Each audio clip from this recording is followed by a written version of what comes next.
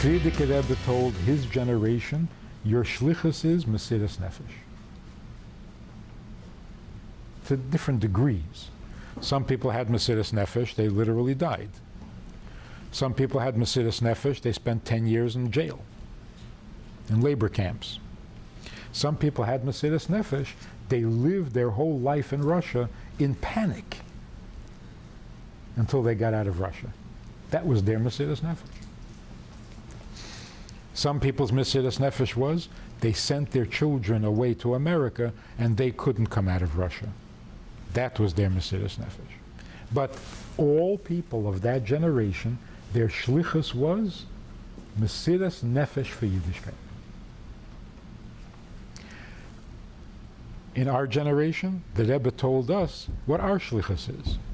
Our shlichus is Dira B'Tachteinim. Now, how different is that from the Frierdiker Rebbe?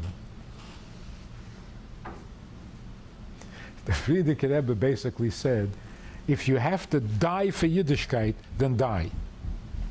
The Rebbe is saying, don't die. If you die, you're useless. Your job is to make a Dira B'Tachteinim, not in Gan Eden. So don't die. Stay alive and make a Dira B'Tachteinim. Now, the question is, where and how do you make a Dira B'Tachteinim?